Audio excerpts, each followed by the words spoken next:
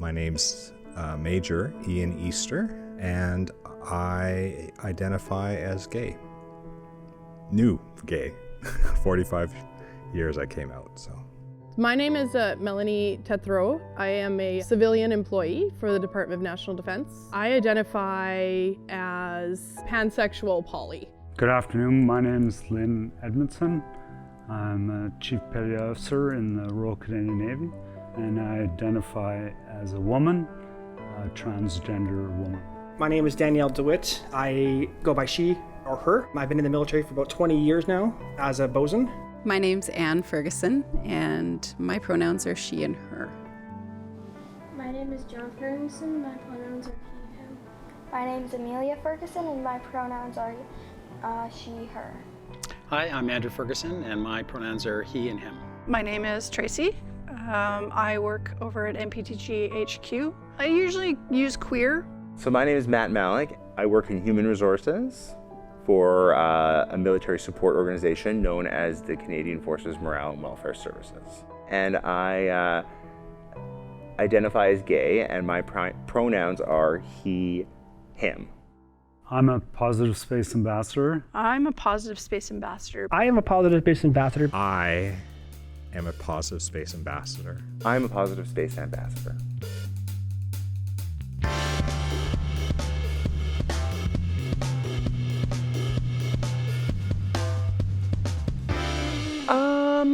I think I knew I was gay relatively young, but I wouldn't have identified it as gay at the time. I probably knew when I was 11 or 12 initially. When did I finally admit it to myself was 21. I sort of lived in what we would call the crystal or glass closet, though. Like, I think a lot of other people around me had figured it out way before I had. I'm 50 years old right now, and when I was about,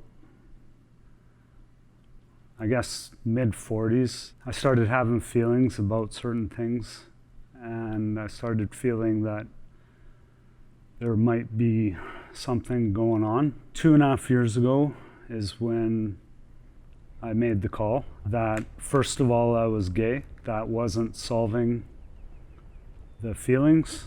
I had to talk to someone, but I knew that transgender was the description. We had known that he was himself. We didn't know what that definition was, but it was apparent before he could even speak that he was who we know now. His feminine name was very feminine, and it didn't suit him. You know, every haircut progressively shorter made him progressively happier. And so you see this kid just blossoming into themselves. I remember one time he was very upset. You were crying in the back of the car, and you were telling us that you wanted to be a boy so you could run fast. John was signaling that to us for a very long time. I had a friend/roommate. She mentioned that one of the things that she had kind of figured out was that, you know, she's either bi or she's gay. And when my first thought was, I wonder what it would be like to kiss her, that's when my journey started. I was like, oh, I need some thinking. I have some thinking to do. For me, growing up in the church meant it was very conservative, so there was a lot of shame. I spent a great deal of my life worrying about whether people would know and discover this about me, and also a lot of time and energy trying to get God to fix me.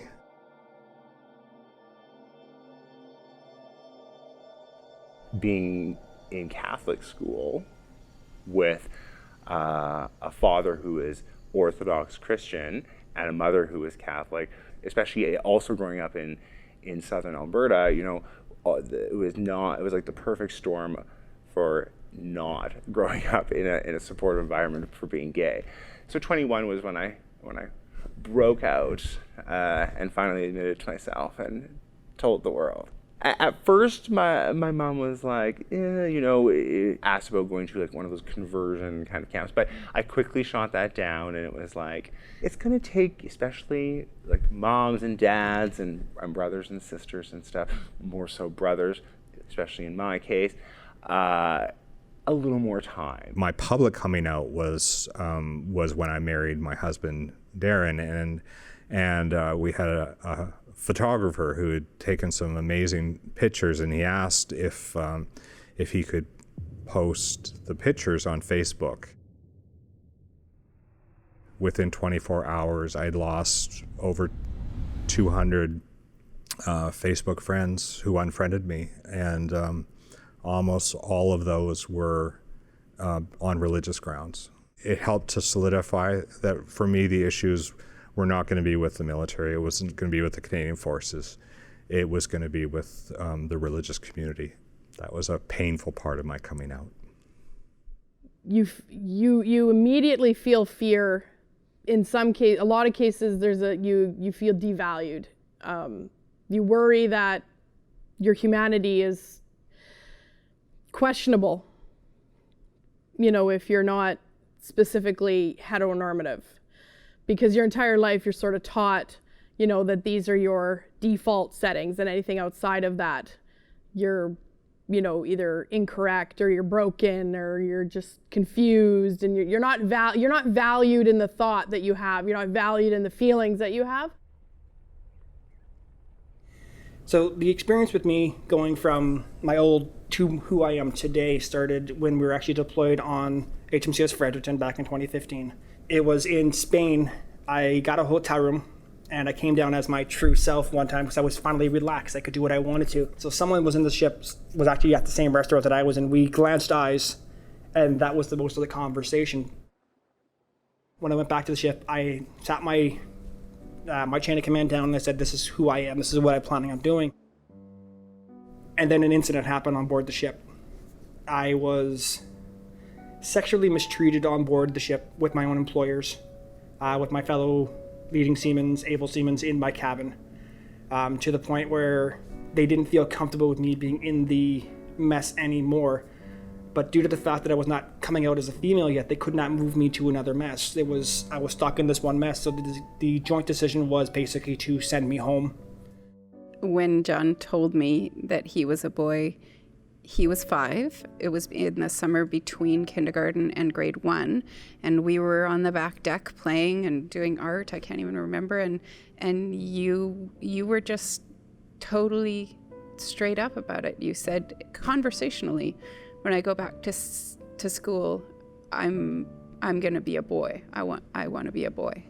Then I said, well, just so you know, some people may be confused because your name is feminine and your pronouns will be masculine. And he said, okay, I'll choose a new name. And I said, can I help you with that? And what did you say? No. And then he just informed us that his name was John. When John started to transition, I was actually deployed about 6.5 months into an 8.5-month trip. It was difficult for me to kind of understand the context of it. When I left for the deployment, John was Elise, and then at one point, John decided he was John. Initially, we didn't agree. And so I remember saying to Andrew, John says he's John. And Andrew said, I'm not ready to call my daughter my son. I honestly felt nervous because I got on a train from the ship was in Toulon and I went to Marseille to meet the family. I sweated the whole way there. I wanted to make sure that John didn't pick up any kind of reluctance or any negative feelings from me, so I was working through how I would do it.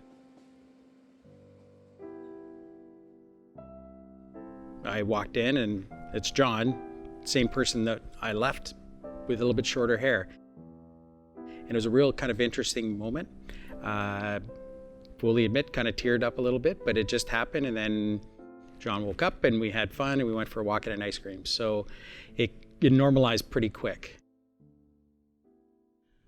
I think, like everybody else coming out, the concern with coming out with family is like, how are they going to react? Will they kick me out? Will they still love me? Will they still be part of, my life? Very much approached it with the hope for the best but expect the worst. I mean, the big question mark for me at that time and for quite a while afterwards was my mother, because she passed when I was quite young. So it's like, you know, what would she have thought? Would she have been okay with this? And I was very blessed. I was very blessed with my experience. I had a bit of a struggle coming to do this interview, because what do I have to offer? I don't have the angst. I don't have the it gets better kind of story. But my thought on it is maybe that is what my contribution is to let people know that, you know, it's not all adversarial and acrimonious and all the other big words. For me, probably the most exciting thing was was when I came out to my kids. Two wonderful reactions, very different. My two daughters, as soon as they heard the news, they immediately started to work on an art project, and they ended up coming up with a family tree that had Daddy and Darren, my husband's name, and it was a family tree, and the card said "Welcome to the family." And they gave that to Darren the next time they saw him. My son didn't say anything. He was 12, 13 at the time, and in the car, the girls were asleep. And my son said, "You know, Dad, it used to make me so sad, because I knew whenever you dropped me off and dropped us off at home, you'd come back to an empty apartment. And I'm just so glad that you have Darren now, and you're going to be okay. I don't have to worry about you." And I almost drove off the road. I was crying. He was crying. It was beautiful. I think the biggest thing I was concerned about is what people would think. Jumping in the deep end, so to speak, people have proven that they understand and they're empathetic. I don't want to jinx it, but I've not had any negativity, and it's all been support. I'm obviously a woman transitioning in the Canadian Armed Forces. I'm also a 31-year chief. So this comes with a lot of power and a lot of strength. And this girl is just learning how to be herself. And then some days, I'm this puddle of goo on the floor, and I need this person to pick this person up.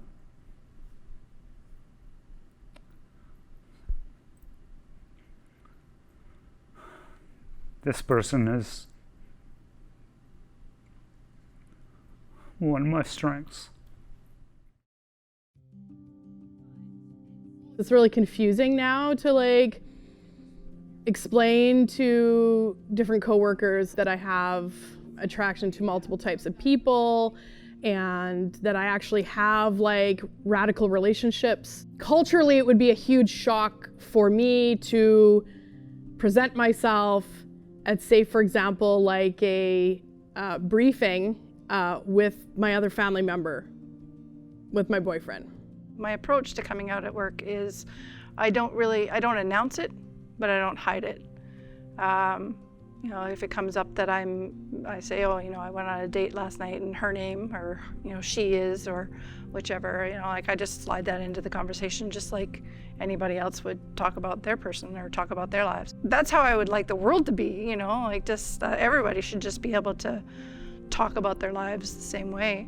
Coming in, I was like, oh, I don't know what to expect. But once here, I was pleasantly surprised at how out and forthcoming a lot of folks were. I've seen more transgendered individuals in this workplace than I have in any other workplace I've ever worked. I started here in the month of May, and by my birthday, which was in January, they decorated my desk for my birthday, all in pride colors.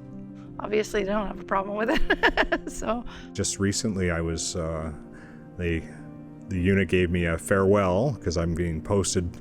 I just stood up and I thanked the unit for 5 years of safety, 5 years of feeling accepted and welcomed. And the wonderful thing was the CO was so kind of impressed by that statement that he had positive space stickers made for the unit I was asked to place these stickers symbolically at the entrance to the clinic as a reminder and a statement of saying this is a safe place, that this is a positive space. I'm feeling 100% more comfortable with the military than I did when I first came out. We have grown so much back in 2015. I finally got my chip that allows me to dress as a female. One of the first times I was able to walk to the ship as a female, I turned around and I saw a chief standing there basically saying, "What the f***, man, you're wearing a dress." And I felt at that point, if I'm going through this, what are other people going to be going through? I didn't really have many resources on the ship. Again, I had very close friends, but it wasn't the Navy we have now, so nobody else that I knew of had gone through anything like this. It's not the sort of thing that you can just kind of drop on one of your friends' laps and say, hey, this is happening at home. Felt a little bit, little isolated. I felt a little bit like I was on my own, and I felt very disconnected that I wasn't around to help Anne and John and Amelia through this. Now I'm back to sailing, great, everything was going good, and then one person told me I should kill myself and make the world a better place. I pretty much almost ended up doing it. Because of that, I spent 3 days in a psych ward. Now I have no ship to call my own, I have nobody to talk to anymore, because positive space wasn't a thing yet. I mean, when I got in the Navy, it was still against regulations to admit to being a homosexual. We rest upon the incredible pain and struggle of those who were hounded out because of their sexual orientation, and really, they were traumatized. I survived the purge.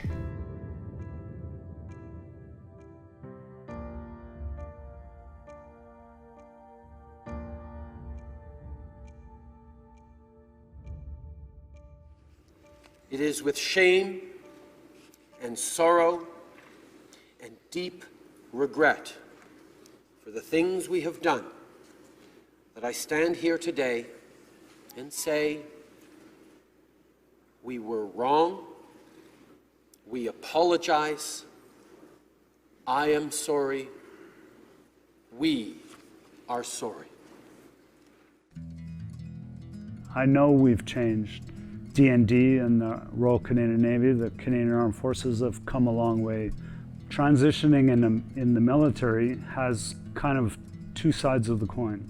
One, you might be anxious that people in the military might have a certain way of thinking, but at the same time we have DODs and harassment advisors and everything that protects people from the things that people are anxious about. I take pride in the fact that a lot of the stuff that I've done has been to help other trans people come out. I've had commanding officers from ships come down and say, we're sorry for what happened in the past. Canadian Armed Forces has really made strides in terms of being a safe place and being welcoming and affirming diversity, and I find great comfort in that. We're definitely on the right path with this Positive Space Initiative for sure. So, but there's always more. Any social movement needs consistent momentum. There's just so much more work to be done.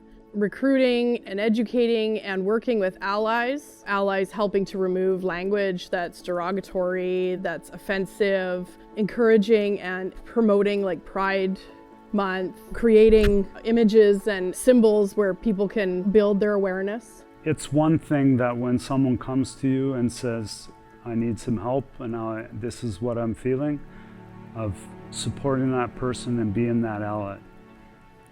It's another thing to be a formation that actively indicates their inclusiveness. I feel that positive space is important because it further reinforces the message that, being a member of our community is 100% okay. So for the, thankfully now smaller group of individuals who may be questioning, whether or not it's okay to come out, they know that at least the workplace, or at least this place, is one place that is going to be accepting of them. I would say that the Positive Space program at this point feels like my biggest support, because my advocacy work is what is helping me decide that I'm safe to be who I am. I'm a positive space ambassador because I'm a strong believer that everyone should be treated equally, and who you are shouldn't matter to the person next to you or the person across the country. In some of those positive space ambassador courses, I had the opportunity to say things that maybe I've never said before, things that I needed to say personally, out loud, to people that understood. I would like to see all kinds of people join this program, LGBTQ2+ members and allies, because this movement can't move forward without support. The advice I give to anybody who wants to come out is just do it. How you want to live your life is how you have to live your life. Just be yourself and just do it. You're going to question it for a period of time. There's always a period of time of questioning before you just do it. And when you do, I'm telling you, you won't regret it. Because you're being yourself, right? And you got to do that in life, or else you just constantly wonder what life would be like if you were being yourself. I think what I would share with somebody who's struggling with their identity and with sharing it is to trust who they are, to be themselves, to be true to themselves. All people who are coming to terms or needing support know that that there's somewhere you can go and there's someone you can contact. You belong. You're here. You're valuable. Your story, the way you identify is so important, and we become stronger because of your story. Be brave, be represented, and be true to yourself. So I'm not saying it's easy, but it's a lot easier than living with something in your heart that needs to come out. You have the control over your own story. You drive the bus. But also, you need to ask for help sometimes. You can't drive it all by yourself. At some point, you're going to have to stop and get gas. Don't let others tell you who you are, because you're the only one who can tell you who you are.